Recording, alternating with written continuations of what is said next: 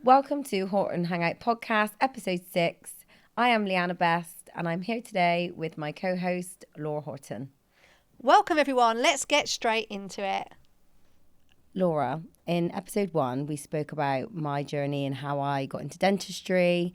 Can you let me know what your story is? Yeah, so, do you know, I think my story is quite familiar to a lot of dental nurses because it was an accidental fall into dental nursing. And I didn't like school. Wasn't for me, for many reasons. So I'm just laughing thinking about how much I disliked school. However, I went to college. I was not staying at sixth form. I needed to get out of there.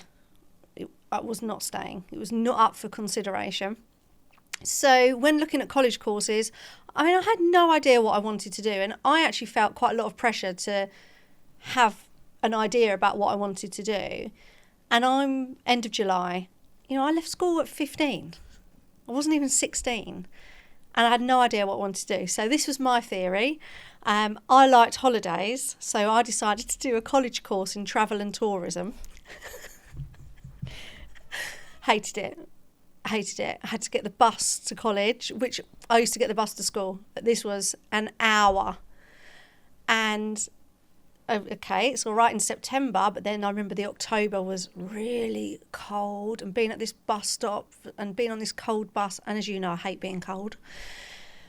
And anyway, I just absolutely hated this course. It was so boring. It was so low level. It was not captivating me. It was not engaging me mentally whatsoever. I've never been more bored in my life. So my mum has this motto of always do what makes you happy. So I decided to leave college. I'd been bunking off big time anyway, right? And there's only so many McDonald's you can eat while you're bunking off. So I thought, I can't be dealing with this. And I remember the forecast for the weather was horrible, coming up like this really cold. It's coming up to sort of December now.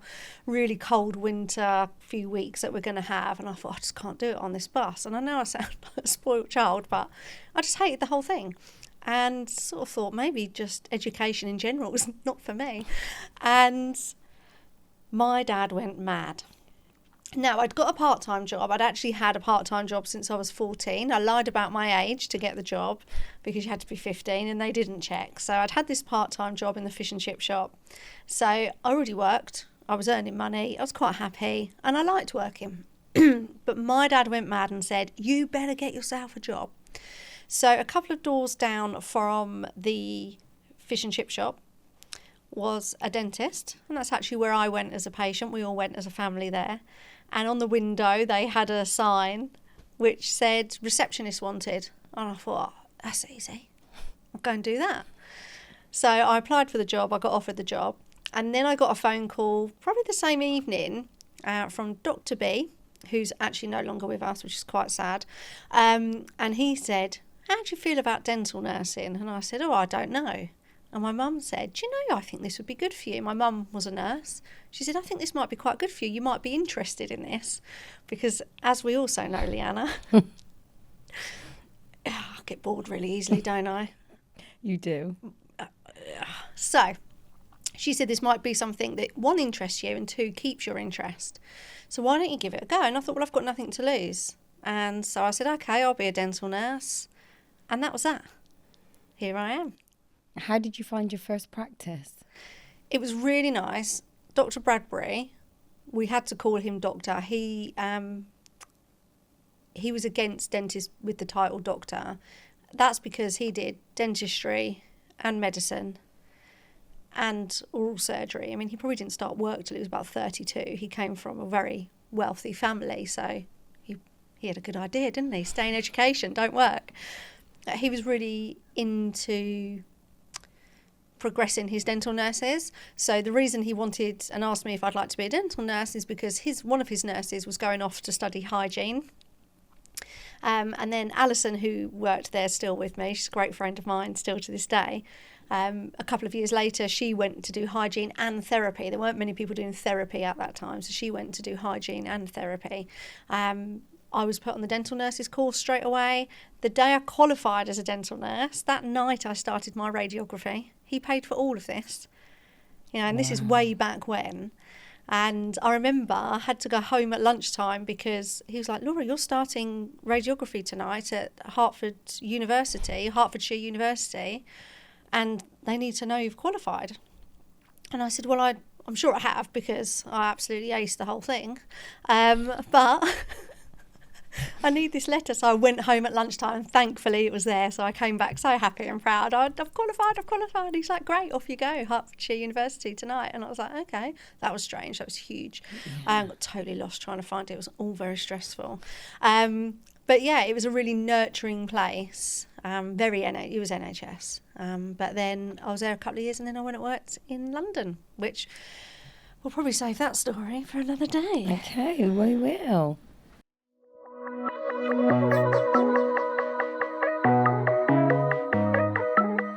Banned words. Let's get into it for this week. What's your banned word then for this episode? My banned word is just. Now, hear me out, because I know that naturally we can use this word and it doesn't necessarily put a negative attachment to what we're trying to convey. However, when we say, oh, just going to pop this in, or I'm just a receptionist, how often do you hear that? The word just devalues what we're trying to say to a patient. And if you're saying things like, if you're saying things of importance and you attach the word just before it, then it devalues what you're trying to say, or it makes it seem not as important. I don't like when people that work on front desk or a nurse, oh, I'm just a nurse. I'm just a receptionist. Well, I definitely would not want to be just a receptionist, because it's a hard job. Mm-hmm. And it's not even receptionist, is it? There's so much more that goes into that role. It's a huge, huge role with a lot of responsibility, a lot of expectation from the patients, from the team, from the clinicians, from the owners. You have to know so much for so many people, and doing that in a very busy environment. So for you, those of you out there that are listening, you are never just a receptionist, because that really, really upsets me. And we were never just a nurse. No.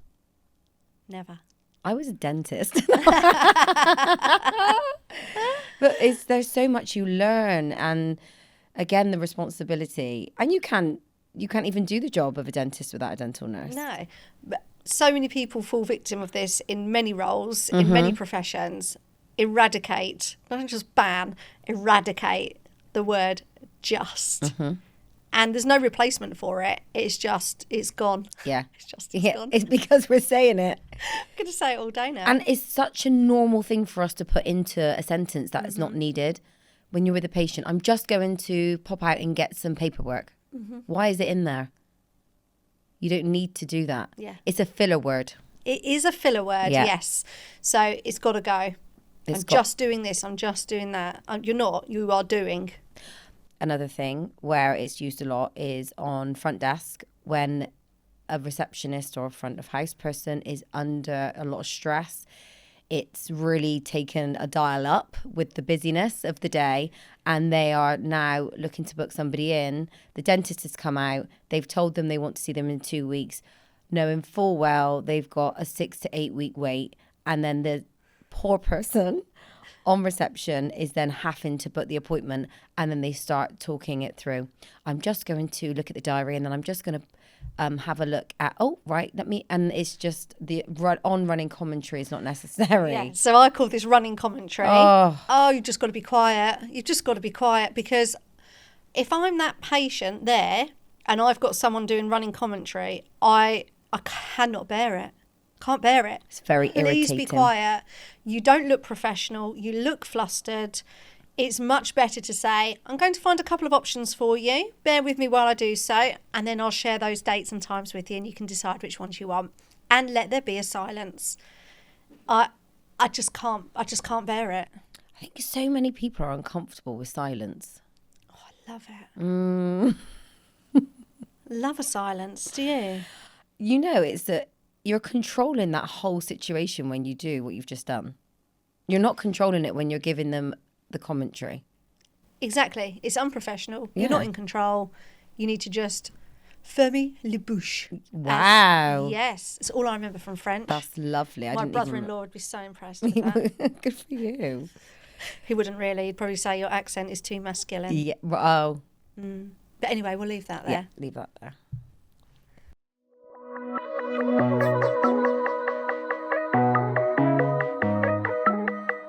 Should we do a couple of quick co-worker nicknames? Because I think they're so funny. I think let's do it. I've got one for you. Mm-hmm. Library of Congress.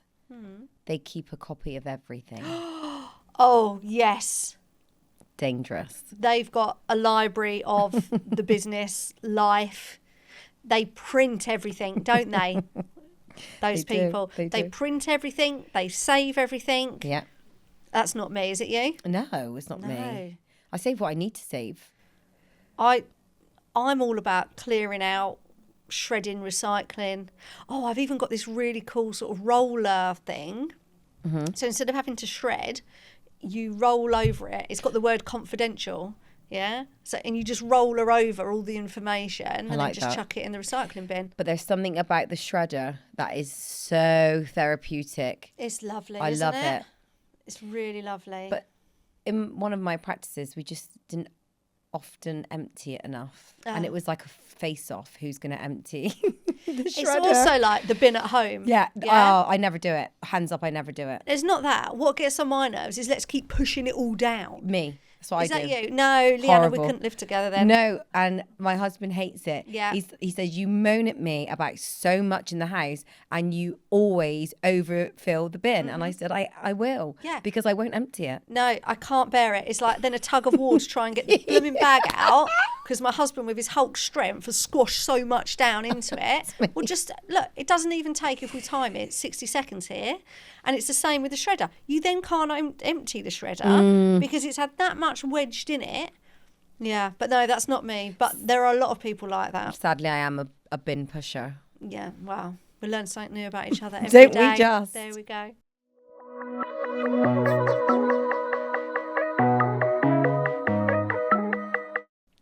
Okay, Leanna, I'm going to hand this one over to you. So this person has said, I've been offered a new role in my practice, but I don't feel confident to take the role on. Do you have any advice? I absolutely do have some advice.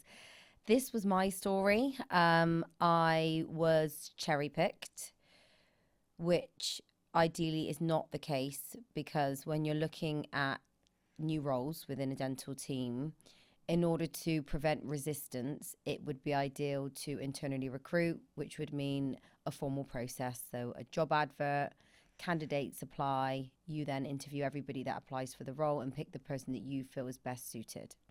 However, I was cherry-picked, which sounds like this person is as well. And I did not believe in myself. And I said no, actually, to become a TCO to start with, because I didn't like the idea of being alone and the responsibility of liaising with clients and having every word that I say them hang on to and feel worried about that. But I think the best thing to do straight away is to have a further conversation, understand what their expectations are, rather than make your own story up in your head, which is exactly what I did. And actually understand that the dentist or the owners are always on your side and you've been picked for a reason, whether that be your personality traits, your organizational skills, what attributes you've shown them is that you are right for this role. Believe in yourself is the first step. Have that conversation, understand more about it, and don't put too much pressure on yourself. Trial it, see how you feel. Try and not make it so final that, you know, oh, if I fail, it's the end. It's that imposter syndrome that creeps in when you're very comfortable in a space. In maybe it's nursing that she's doing or he's doing, I'm not sure. But I would definitely say have further conversations, understand more about it, and honest conversations. Because let's face it, these job adverts nowadays, what are they even saying? They jazz everything up, make it sound way more stressful and high pressure than it really is. And let's have honest, normal conversation and open dialogue about what they're asking of you. And then go from there. I completely agree. And there's a couple of things you said I just want to touch on. The first one being give it a trial. So I would always recommend that team members and to all the practice managers and owners, if it's a new role in the practice or someone who does want to trial something out, such as moving from nurse to manager, nurse to TCO, do it under secondment. So what that means is after a pre-agreed time, I would definitely say at least 6 months, 3 months isn't long enough. If either party does not want to continue, then there's no hard feelings. They go back to their previous job description and previous pay scale if you have given a pay rise as well, because that's really important. Because otherwise you give someone a pay rise for this new role, they decide they don't want to do it. I want to go back to reception or nursing, and now you're paying them this, trainee practice manager hourly rate for being back on reception or whatever it might be. This happens so much. So that's the first thing. So secondment is absolutely key. And the other thing is the conversation, because I remember Ash used to say to me, "Oh, I'd really like you to be my practice manager. I'd really like you to be my practice manager." And I'd say, no, it's not happening. And he asked me quite a few times and I just shut him down. Not happening. So he then sat me down and he said, "I want to understand why you're saying no. And I also want to explain how I foresee your role and the responsibilities. And I want to explain to you what I see as you being as a practice manager." So I was very honest and said, "Look, the practice managers I've known thus far in my life are dragons locked in a room that no one likes. So I don't want to be a dragon. I'd like people. I like my team. I do not want to be locked in a room. I hate admin. That is just not for me." And he said, "Well, that's great then, because that's not what I want." And he explained what he wanted. What he wanted was someone to move into a leadership position. And this was the first time I'd heard about leadership. I'd not heard about it before. Wow. I was only, how old was I? 25, something like that. So I'd not heard of it. It's everywhere now, leadership, isn't it? It wasn't back then. And it's only because he was going on his own leadership journey that he was then able to share with me. And what he explained, I was like, oh, I'm totally up for that then. Because leadership is about developing a team and training a team and bringing the best out of people and looking at things from a bird's eye view, not micromanaging and doing. And I was like, totally up for that. Totally up for that. And then that journey began.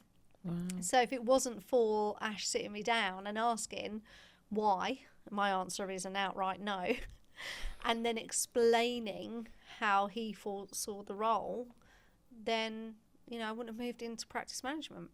I ended up managing both of his practices in the end, So, yeah, but I always, pre-COVID, running the practice managers course, a 6-day practice managers course, I would always open with, I never wanted to be a practice manager. Mm. And I'd share that story and people would be like, "Oh my God, why am I on this course then?" And I'd be like, because. I bet deep down they were like, yes, not me. Yeah.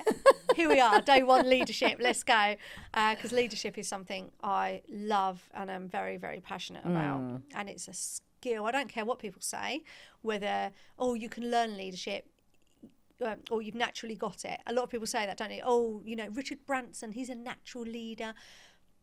Leadership's a skill. You can learn what you need to do. I'm testament to that. I learned what to do. I hadn't even heard of the word leadership, and I became, I feel, a very good leader in both of those practices, and worked alongside Ash to make the practice really, really successful. Wow. And it can't be done through management. It's got to be done through leadership. Mm-hmm. I like that. I like that you use the word leadership versus management. It's very different. Yeah. I like to be led. I don't like to be managed. Mm-hmm. There's nothing more toxic than a micromanager. Oh, it's the worst thing ever. Because let me show you what I can do. Mm-hmm. Don't tell me what I should do. Mm-hmm. Don't stand above me, pressing the keys on the keyboard because you can do it faster. Or just stand behind me and not say a thing and make me feel really stressed out. Yeah, and watch what I'm doing. Yeah. Get on with your own jobs. Because nobody actually performs at their best when they feel like that. No. They don't. And if you make people feel self-conscious, they're never going to be their true authentic self or really shine. Mm-hmm. So you're actually preventing the best outcomes for the team. Yeah. I also think being a micromanager would be awful, because you must be really stressed out. Really stressed out. Because you're obsessing over what everyone else is doing and you're not even doing any work yourself. Right. How stressful is that? What a scenario to be in. They must feel like they're drowning. Yeah. Yeah. They've just got to... But it is a control thing. It's a real control issue. It is. And it stems from their own work experience in the past most of the time. Yeah. That's how they've been managed. So they think that's how I should manage. I don't like, this ruling with an iron fist. Even if I'm squirming inside, I would rather squirm inside, sit on my hands and smile and say, okay, so how could we do that differently next time then? Rather than being like, oh, for fuck's sake. Yeah. I think it's okay for mistakes to happen, but we've got to learn from them. What's not okay is mistakes constantly happening. That just irritates me. That's all about systems. And I was just going to touch on what you've just said there, because I do think it's really important that you don't blame. If you start off blaming people, straight away the confidence is gone, isn't it? Or they're angry and they dislike you. So nobody wants to do anything for somebody they don't like. And this is really important. In practice culture, that blame is banned. Yeah. Blame doesn't form part of your practice culture and team working culture in any way, shape or form. Is actually something I cannot bear. And I know we joked earlier about the whitening trays and blaming the lab, but actually a lab shouldn't get the blame. Someone's made a mistake. Let's own it. Let's own that mistake. Let's move forward. I can't bear blame in any way, shape or form. And people that are potentially listening that do blame others, or, it's always this person's fault or that person's fault, you've got work to do on yourself, because you need to start to, level up your leadership skills, take accountability for things that, in leadership, you've got to take the, crap with the good. The rough with the smooth. That's it. So if something has gone wrong and something isn't great, it might be someone's fault, but ultimately it all lands on you. Yeah, it all lands on you. We had this blame culture, the last practice I worked in, where I was a senior role. My role changed quite a bit, so I think it was a little bit confusing for the team at some points as to who are you today? What hat are you wearing today, Leanna? Who am I? But they were a younger team, all women, not one male. So that comes with its challenges, and it was a constant blame between the nurses, and then that sort of filtered through then, it's someone on front desk, they didn't do this, and why is it? And it became almost like a bunch of sisters constantly getting at each other. Yeah. And I've always worked with one of my best friends, and we were kind of sharing the management role at this point, because we were both part-time, and I was doing other things as well. And we sat them down and we were like, why do you keep blaming each other? This will never work for me. This will never work. We can work out what's going wrong and what systems are not working and what we need to implement. But what we're not going to do is blame each other for small things that can easily be fixed. And they were kind of like, oh, we don't blame each other. But I think it's a defensive reaction that people often have to protect themselves naturally. Yeah. But if somebody that is the leader, shall we say, if they're not working on that, and as you said, the culture, then it will never be stamped out. Absolutely.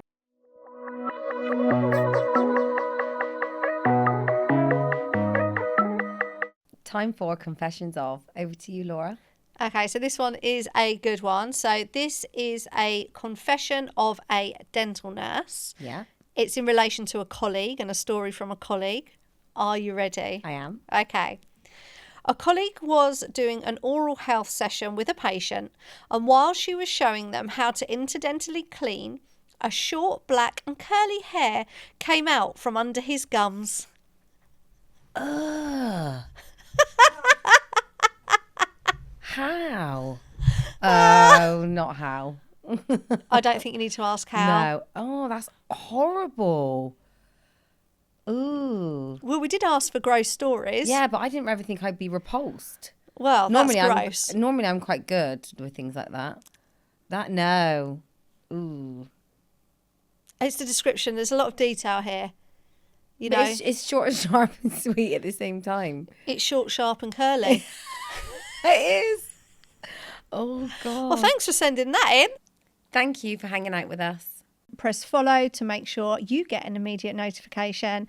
We look forward to hearing from you. You can watch us on YouTube and, of course, listen on all the usual places that you enjoy your pods.